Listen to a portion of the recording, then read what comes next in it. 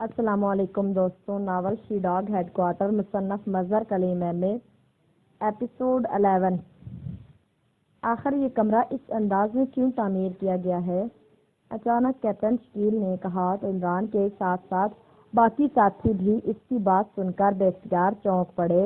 اوہ، تم ٹھیک سوچ رہے ہو، اس کمرے کا یہ مخصوص طرز تعمیر یقیناً کسی خاص مقصد کے لیے ہی ہو سکتا ہے، عمران نے کہا۔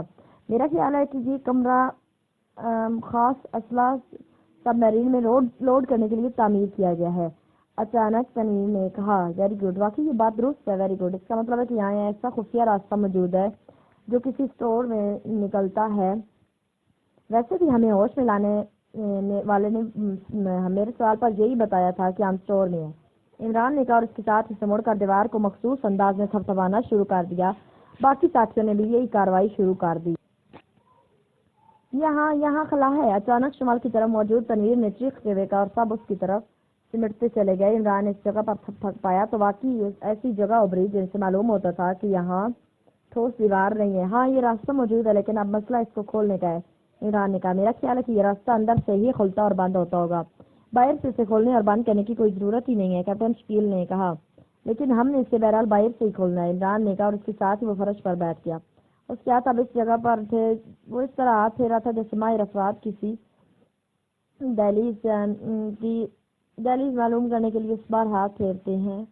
پھر چند لمحوں بعد عمران بے اختیار چونک پڑا۔ یہاں ایک تار موجود ہے، عمران نے کہا، اس کے ساتھ اس نے اپنے ہاتھ کو جھٹک کر ناخنوں میں موجود بلیڈ باہر نکالے۔ کرنٹ بھی ہو سکتا ہے اس تار میں، جولیا نے تشویش بھرے لہجے میں کہا۔ آؤ، اور ہمارے جسم بھی گیلے ہیں، سالیہ نے کہا۔ عمران صاحب، رومال لے لیجیے، اسے ہاتھ پر لپیٹ لیں، یہ خشک ہے، کیپٹن شکیل نے ایک رومال اپنی اندرونی جیب سے نکال کر عمران کی طرف بڑھاتے ہوئے کہا، لیکن جھٹکا لینے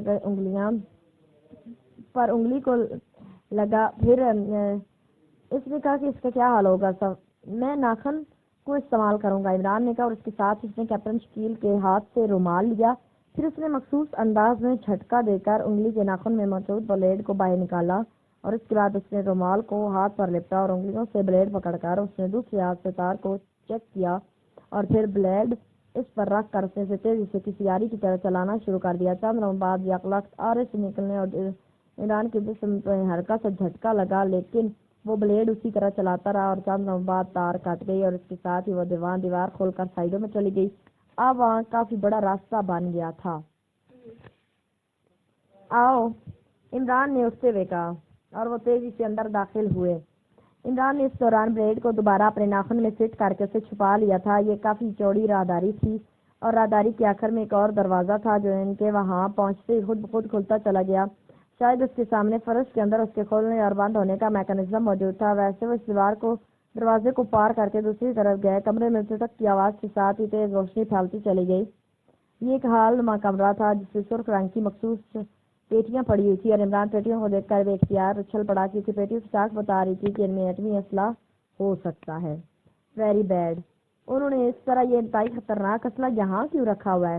عمران نے ہونٹ چباتے ہوئے کہا، لیکن اس سے پہلے کہ اس کی بات کا کوئی جواب دیتا، اچانک سرر کی تیز آواز کے ساتھ ہی اس دروازے پر سرخ رنگ کی کسی دھات کی چادر سی آئی، اور ایسی چادر سامنے موجود آئی جو دروازے کے سامنے آ گئی۔ اس کے ساتھ ہی ایک بار پھر سرک کی آواز سنائی دی۔ دوسرے لمحے کے سب کے جسم یکلخت اس طرح گرنے لگے جیسے ان کے جسموں سے یکلخت توانائی نکل گئی ہو، وہ ریت کے خالی کیے ہوئے بوروں کی طرح نیچے گر رہے تھے۔ وہ سب بے ہوش ہو گئے تھے، سوچ سکتے تھے جس طرف ان کا چہرہ تھا، ادھر دیکھ سکتے تھے پر حرکت نہ کر سکتے تھے اور نہ بول سکتے تھے۔ عمران کا چہرہ اس حال کمرے کے اس دروازے کی طرف تھا جس سے وہ اندر آئے تھے۔ کافی دیر اس طرح گزر گئی، پھر اچانک سرر کی آواز کے ساتھ وہ سرخ رنگ کی دھاتی چادریں خود بخود دروازوں سے ہٹ گئی۔ اس کے ساتھ ہی اسی دروازے سے 10 آدمی اندر داخل ہوئے، اور انہوں نے عمران سمیت اس کے سب ساتھیوں کو اٹھا لیا۔ البتہ 2 آدمیوں نے جوانا کو اٹھایا، پھر وہ انہیں اٹھائے ہوئے اس راہداری سے گزر کر واپس اس کے کمرے میں لے آئے۔ عمران نے دیکھا کہ وہاں وہی سب میرین موجود تھی، انہیں اس سب میرین میں لے جایا گیا، پھر ایک بڑے کمرے میں فرش پر ڈال دیا گیا۔ اس کے ساتھ ہی سب میرین حرکت میں آ گئی۔ عمران خاموش پڑا ہوا تھا، اسے اس ساری کارروائی کی سمجھ نہ آ رہی تھی کہ جیمز کارٹ نے آخر انہیں ہلاک کرنے کے بجائے اس طرح سب میرین میں کیوں ڈال دیا ہے، حالانکہ وہ آسانی سے انہیں ہلاک کرا سکتا تھا۔ سب میرین مسلسل سمندر کے اندر سفر کر رہی تھی، پھر اس کی حرکت روکی، اس کے ساتھ ہی وہ اوپر کو اٹھنے لگی، پھر تھوڑی دیر بعد اس کا आउट गेट खुल गया और फिर उन सबको उठाकर सब मेरीन में डाला गया। फिर उन्हें उठाकर आउट गेट से बाहर ले आए। इमरान ने देखा कि वो एक छोटे से टापू नुमा जजीरे पर पहुंच गए थे। उन्हें दरख्तों से बांध दो, एक आदमी ने कहा। फिर वाकई उन्हें एक एक करके दरख्तों के साथ रस्सियों से बांध दिया गया। उसके बाद एक आदमी ने जेब से एक लंबी गर्दन वाली शीशी निकाली और आगे बढ़कर उसने सबसे पहले बंधे हुए तनवीर के करीब पहुंचकर शीशी का ढक्कन हटाया। शीशी तनवीर की नाक से लगा दी। थोड़ी देर बाद उसने शीशी हटाई, उसका ढक्कन बंद किया। फिर तनवीर के बाद कैप्टन शकील की तरफ बढ़ गया। इमरान ने देखा कि वहाँ टापू पर 10 आदमी मौजूद थे, जिनमें से एक उन्हें शीशी सुंघाने के अमल में मसरूफ था। बोतल उसके कांधे पर लटकी हुई थी, जब मशीन गन उसके कांधे पर लटकी हुई थी, जबकि बाकी 9 अफराद हाथों में मशीन गने पकड़े हुए थे। उनका अंदाज ऐसा था जैसे वो चंद लम्हों बाद उन पर फायर खोल देंगे। कैप्टन शकील के बाद इमरान की नाक से भी शीशी लगाई गई। इमरान की नाक में इंतहाई तेज गैस चढ़ती चली गई। फिर जैसे शीशी हटाई गई, इमरान को अपने जिस्म में तवानाई की लहर ऐसी दौड़ती हुई सुनाई देने लगी। उसके बाद शीशी सफदर की नाक से लगाई गई। इमरान को मालूम था कि ये लोग उनसे बातें करना चाहते हैं, वरना उन्होंने ऐसा क्यों करना था। तो वो उन्हें ठीक करने के चक्कर में कभी भी यहाँ होते, इसलिए उनके पास बहरहाल इतना वक्फा मौजूद था कि वो नाखनों में मौजूद ब्लेडों से रस्सियाँ काट ले।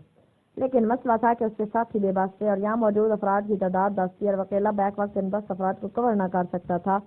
अगर उसने ऐसा किया तो लामहल्ला उसके साथी फायरिंग से हलाक हो सकते थे। लेकिन जाहिर है वो अब इस तरह बंदी हुई हालत में तो न मरना चाहता था, इसलिए उसने तेजी से अपने हाथों को झटका। फिर ब्लेड बाहर आने पर उसने रस्सी काटने की कार्रवाई शुरू कर दी, लेकिन उसकी तेज नजरें मुसलसल हाल का जायजा लेने में मसरूफ थी। चीफ, आपने उन्हें जिंदा हालत में क्यों रखवाया है?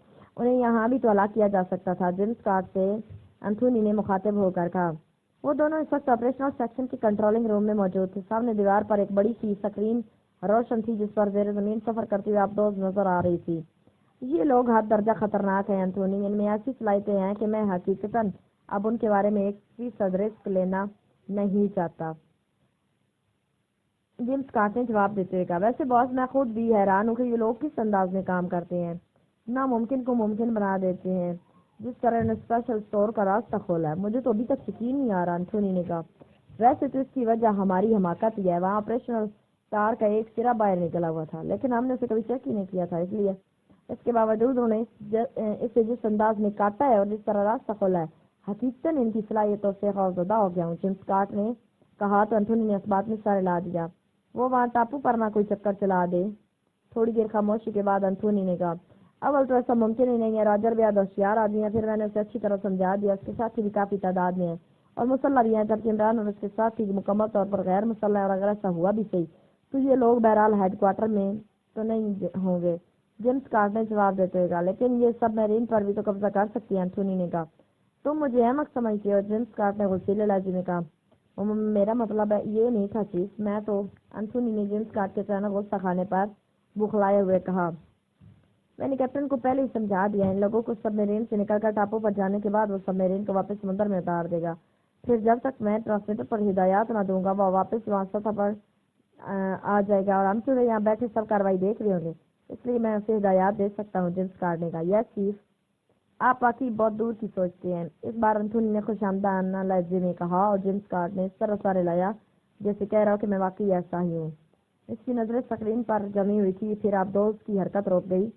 सबमरीन टापू पर पहुंच गई। आप टापू को रेंज में ले आओ, जेम्स कार्ड ने कहा तो एंथोनी ने इस बात में सारे लाया और सामने मौजूद मशीन को ऑपरेट करना शुरू कर दिया। स्क्रीन पर झमाके होने लगे और फिर थोड़ी देर बाद एक मंजर स्क्रीन पर उभरा। यह खास से बड़े टापू का मंजर था। अब जमीन पर झाड़ियां फैली हुई थी और इस मंजर के स्क्रीन पर उभरते ही एंथोनी ने हाथ हटा लिया। थोड़ी देर बाद ही 10 आदमी बेहिस हरकत इमरान उसके साथियों को उठाए मंजर में दाखिल हुए। उन्होंने इन्हें एक एक करके दरख्तों के तनों के साथ रस्सियों से बांधना शुरू कर दिया। वॉइस ऑन करो, जेम्स कार्ड ने कहा तो एंथोनी ने इस बात में सारे लाते एक बटन प्रेस कर दिया। आवाज आना शुरू हो गई। एक आदमी ने होश में लाने की हिदायत दे रहा था। फिर एक आदमी ने जेब से एक शीशी निकाली और आगे बढ़कर उसने बारी बारी एक एक बंदे के नाक से शीशी ढक्कन लगाकर लगाना शुरू कर दिया। चीफ, क्या ये सब ठीक हो रहा है? मेरा मतलब कि ये खतरनाक लोग हैं, एंथोनी ने आहिस्ता से कहा। अब इनकी नजर हरकत से बहरहाल हेडक्वार्टर महफूज हो चुका है और अब इनकी खतरनाक हरकत से बहरहाल हेडक्वार्टर महफूज हो चुका है। अब ज्यादा से ज्यादा वहाँ मौजूद रॉजर और उसके साथी के लिए वो खतरा हो सकते हैं, जबकि इसका भी 1% स्कोप नहीं है, کیونکہ یہ بندے میں اور راجر اس کے ساتھ سے مسلح ہے، اور دوسری بات یہ کہ میں ان سے پاکستان سیکرٹ سروس کے ہیڈ کوارٹر اس کے پورے سیٹ اپ کی تفصیلات بھی معلوم کرنا چاہتا ہوں۔ میں نے فیصلہ کر لیا کہ ان لوگوں کی ہلاکت کے بعد شی ڈاگ کے نام گروپ کے پاکستان سیکرٹ سروس کے خاتمے کا مشن دے دوں گا۔ یہ تنظیم ہمارے لیے خطرناک ثابت ہو رہی ہے، جیم اسکاٹ نے کہا۔ یس چیف، آپ واقعی بہت دور اندیش ہیں، میں بھی یہی سوچ رہا تھا کہ ان چند افراد کے خاتمے سے پاکستان سیکرٹ سروس تو ختم نہ ہو جائے گی، ایک کے بعد دوسرا گروپ آ جائے گا اور ہم کب تک ان سے لڑتے رہیں گے، انتھونی نے کہا، اور جیم اسکاٹ نے زبان سے کوئی جواب دینے کی بجائے سار ہلانے پر ہی اکتفا کیا۔ ٹرانسمیٹر آن کر دو تاکہ میں اس راجر کی مدد سے عمران سے بات چیت کر سکوں، جیم اسکاٹ نے کہا، اور انتھونی نے اس بات میں سر ہلا دیا اور ایک بار پھر مشین کے بٹن آپریٹ کرنے شروع کر دیے۔ Hello Roger, headquarter calling you, Anthony نے مختلف بٹن پریس کر کے مائک ہاتھ میں لے کر سائیڈ کا بٹن آن کرتے ہوئے کہا، یس راجر اٹینڈنگ یو۔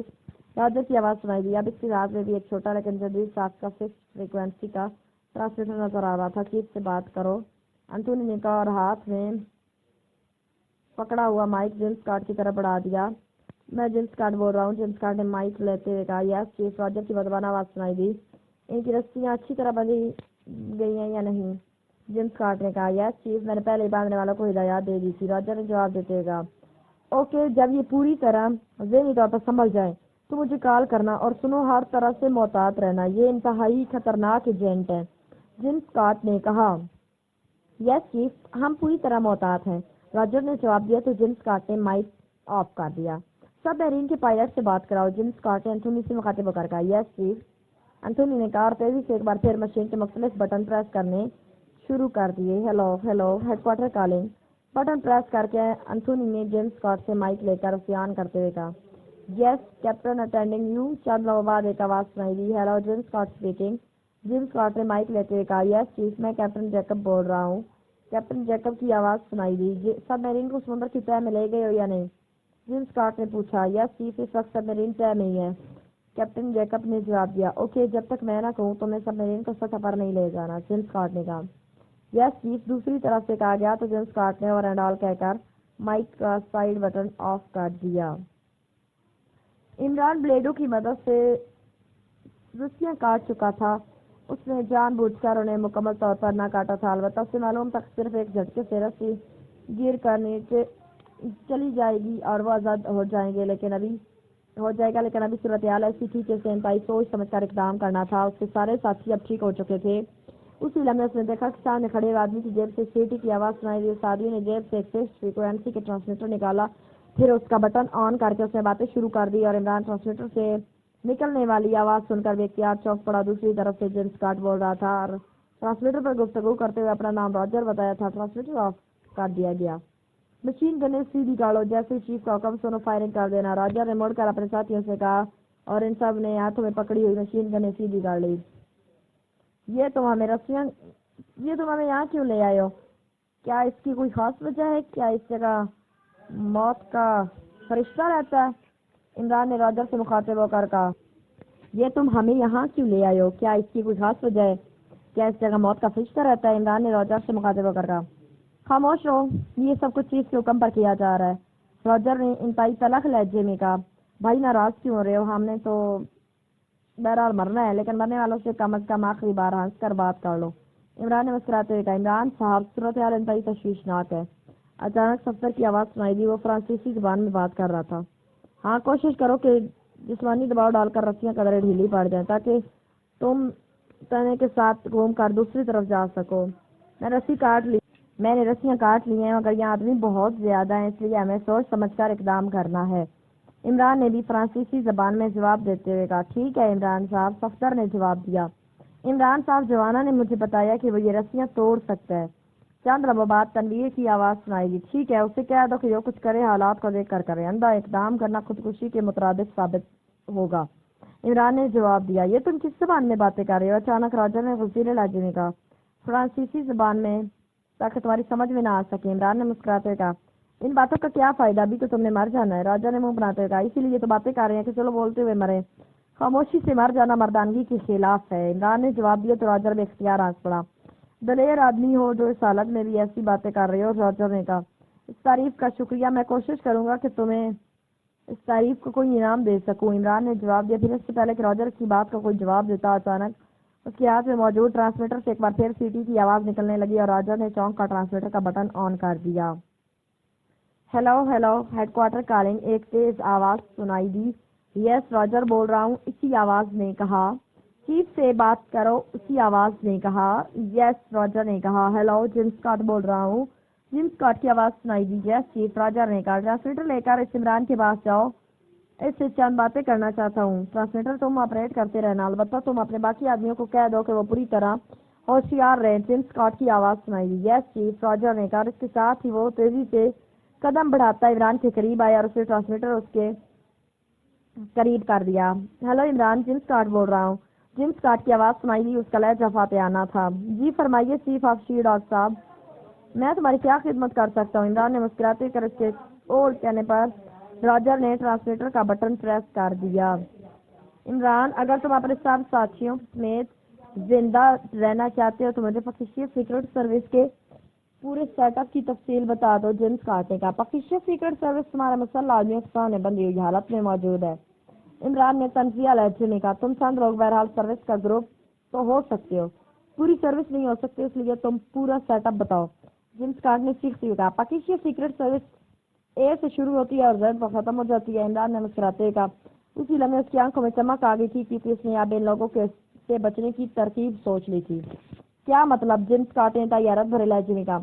مطلب بھی بتا دوں گا، میں بتاتا ہوں۔ ویسے مطلب بتانے میں مجھے بے حد مہارت حاصل ہے کیونکہ ہر کوئی مجھ سے مطلب ہی پوچھتا رہتا ہے۔ عمران نے کہا۔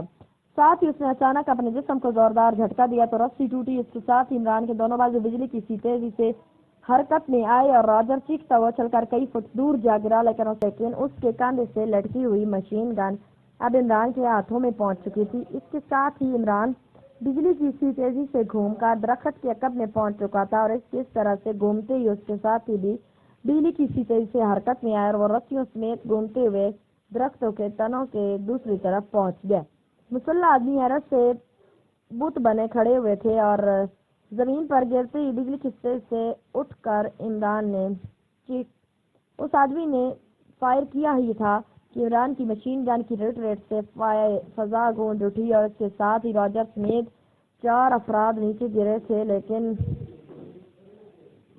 لیکن بائی چانس ہی اس نے فائر کھول دیا تھا، مگر عمران اور اس کے ساتھ ہی درخت و فتنوں کی آڑ میں ہونے کی وجہ سے اس فائرنگ سے بچ گئے تھے۔ عمران نے دوسری بار ٹریگر دبا دیا اور 6 میں سے 4 افراد نیچے گرے، جبکہ 2 افراد نے بجلی کی تیز سے قریبی درختوں کے تنوں کے پیچھے آڑ لے لی تھی۔ اس کے ساتھ ہی عمران یا اقلاق اس تنے کے پیچھے سے نکلا، بجلی کی تیز سے فائرنگ کی اور تنے کے پیچھے پہنچ گیا۔ اس پر فائرنگ ہوئی لیکن گولیاں اس کے قریب سے نکلتی چلی گئی۔ اس کے ساتھ ہی عمران مشین گن کو ایک بار پھر حرکت دی اور مشین گن شعلے اگلنے شروع کر دیے اور ایک آدمی ہٹ ہو گیا۔ اس کے ساتھ ہی عمران تیزی سے نیچے جھکا اور دوسرے لمحے اس نے کسی مینڈک کی طرح جھاڑیوں کی آڑ لے کر چھلانگ لگائی اور چھلانگ لگاتے اس کی مشین گن ایک بار پھر شعلے اگلنے لگی اور اس بار دوسرا آدمی جو تنے کی سائڈ سے سار نکال کر اسے چیک کر رہا تھا اچھل کر نیچے گرا۔ اس کی کھوپڑی کئی ٹکڑوں میں تقسیم ہو کر بکھر گئی تھی اور عمران نے اطمینان کا ایک طویل سانس لیا۔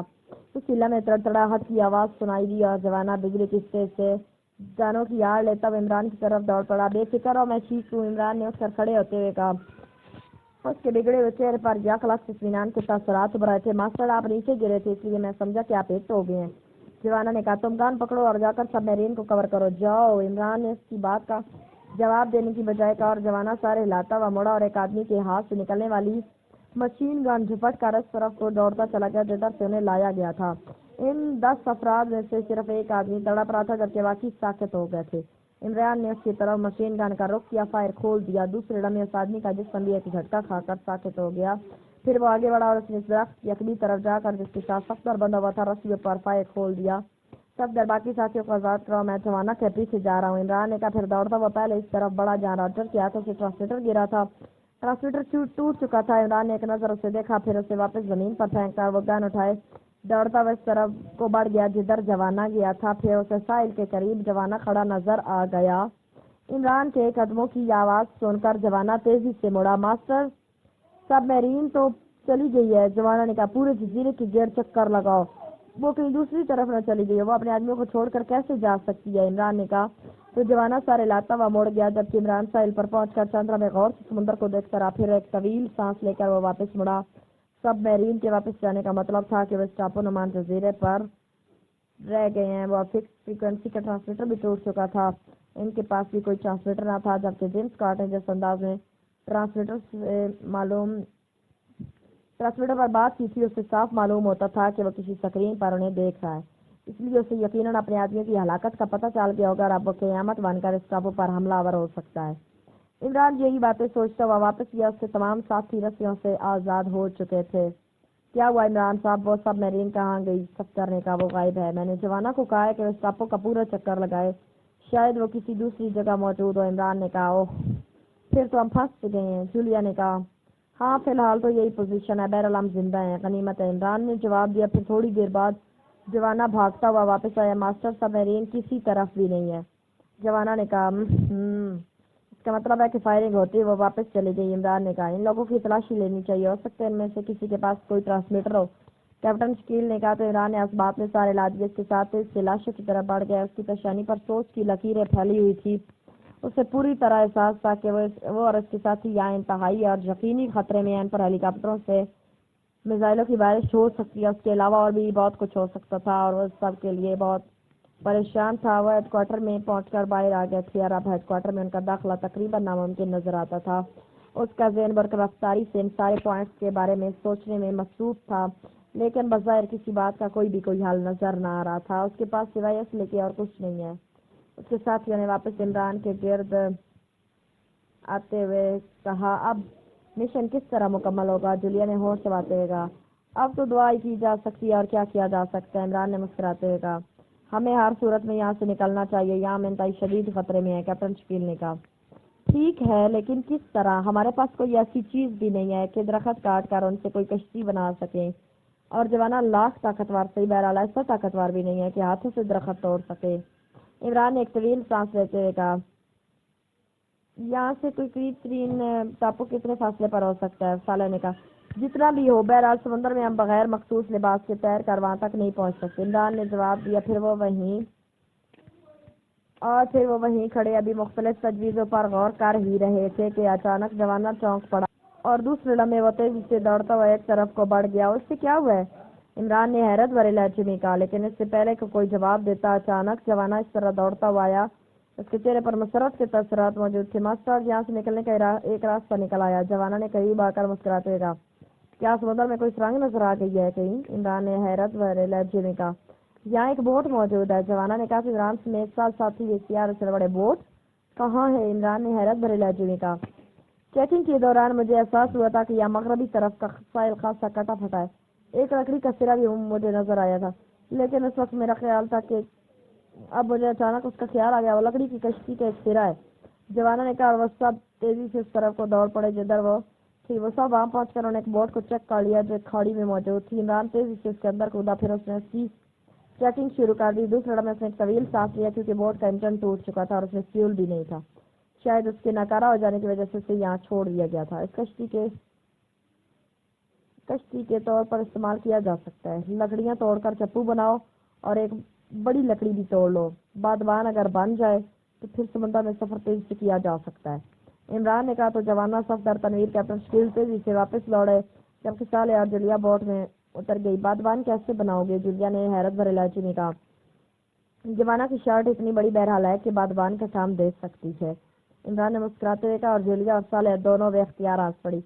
थोड़ी देर बाद सफदर तनवीर कैप्टन शकील और जवाना वापस आ गए। जवाना ने मजबूत बैलों का एक काफी बड़ा सा ढेर उठाया हुआ था, जबकि तनवीर के हाथ में चप्पू बनाने के लिए चौड़े साइज की 2 लकड़ियां मौजूद थी और सफदर और कैप्टन शकील ने काफी बड़ी तादाद में लकड़ियां उठाई हुई थी। लकड़ी तो आ गई है, लेकिन बादवान के लिए कपड़ा कहाँ से आएगा? सफदर ने हैरत भरे लहजे में कहा। मेरा ख्याल है अगर हम सब भी अपनी अपनी शर्ट्स उतार कर उन्हें आपस में बांध लें तो किसी हद तक बागवान की कमी पूरी हो सकती है। कैप्टन शकील ने कहा। मेरा ख्याल है कि सिर्फ जवाना की शर्ट ही काफी रहेगी, लेकिन चलो ठीक है। इमरान ने मुस्कुराते हुए कहा। तो सब बेख्तियार हंस पड़े। फिर वाकई इमरान समेत सब ने अपनी अपनी शर्ट उतार दी।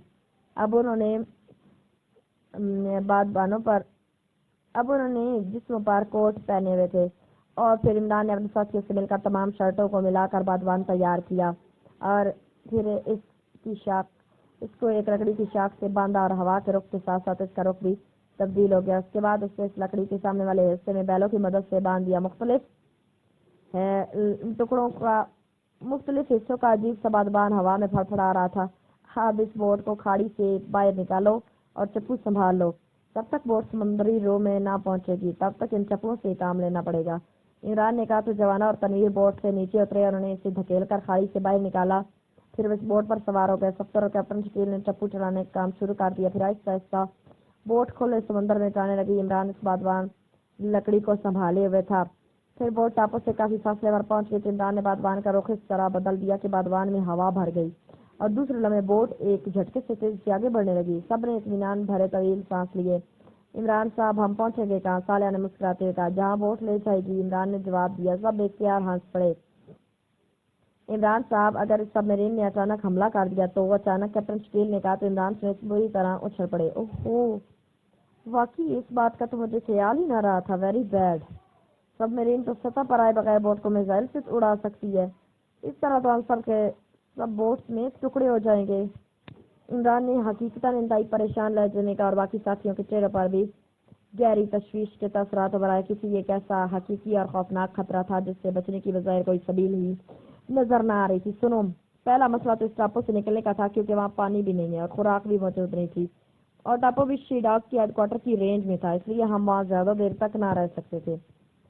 अल्लाह ताला ने वहाँ से निकलने की सबील बना दिया क्योंकि इस तरह इस बोट का मिल जाना खुशकिस्मती के अलावा और कुछ नहीं है और इससे यही जाहिर होता है कि अल्लाह ताला को हमारी जिंदगियाँ मकसूद हैं, इसलिए परेशान होने की ज़रूरत नहीं है। इंशाअल्लाह हम किसी आबाद जजीरे तक पहुँचने में कामयाब हो जाएंगे और फिर शी-डॉग के हेडक्वार्टर के खिलाफ नए सिरे से जदोजहद शुरू कर देंगे। लेकिन इसके बावजूद आने वाले खतरात से आंखें बंद नहीं की जा सकती, इसलिए सब लोग पूरी तरह होशियार और चौकन्ना रहें। सबमरीन से अगर मिसाइल हमारी तरफ आए कि वो पानी में काम करने वाला खसूसी मिसाइल ही होगा और ऐसे मिसाइल के फायर होने से पहले सीटी की आवाज लाजमन समंदर के अंदर से सुनाई देती है। सब लोग बोट के किनारों के करीब रहें और पानी की तरफ मुतवज्जा रहें। जैसे ही किसी को ये आवाज सुनाई दे तो वो फौरन एक दूसरे को खबरदार करे। इसके साथ ही सब पानी में छलांगे लगा दे। ऐसा मिसाइल लावाहला बोट के सेंटर में फायर होगा। इस तरह बोट के टुकड़े उड़ जाएंगे लेकिन तय के अंदर इंसानी जिस्म उन्हें नजर नहीं आएंगे, इसलिए हमने बोट के गत्ते पकड़ने की कोशिश करनी है। फिर जो होगा देखा जाएगा। बहरहाल हिम्मत आने की जरूरत नहीं है, हमने आखिरी सांस तक कोशिश जारी रखनी है। अचानक इमरान ने अपने साथियों के चेहरे पर गहरी तशवीश के तसरात देखकर बड़े अज़म भरे लहजे में कहा। सबके चेहरे तशवीश की बजाय अज़म के तसरात से खिल उठे। मौत में तो बहरहाल आना ही है। अगर वो आ गई है तो हमें दुनिया की कोई ताकत नहीं बचा सकती और अगर नहीं आई तो सबमरीन के मिसाइल भी हमारा कुछ नहीं बिगाड़ सकते। तनवीर ने कहा और सब ने इस बात में सारे ला दिए और अब सब के चेहरे पहले की तरह नॉर्मल हो चुके थे। बोट खासी तेज रफ्तारी से आगे बढ़ी चली जा रही थी। दूर दूर तक सिर्फ समंदर और उसकी उदास लहरें नजर आ रही थी। रुको, अचानक कैप्टन शकील की चीखती आवाज सुनाई दी। फिर इससे पहले कि उसका फिक्रा खत्म होता है कि इंतहाई खौफनाक धमाका बोट के निचले हिस्से के साथ ही बोट हुआ और बोट के टुकड़े उड़ते चले गए। इमरान और उसके साथियों को भी यही एहसास हुआ था कि बोट के साथ साथ उनके जिस्म के टुकड़े भी हवा में उड़ते चले जा रहे थे और उसके बाद उनके ज़हन तारीक पड़ते गए और शायद हमेशा हमेशा के लिए।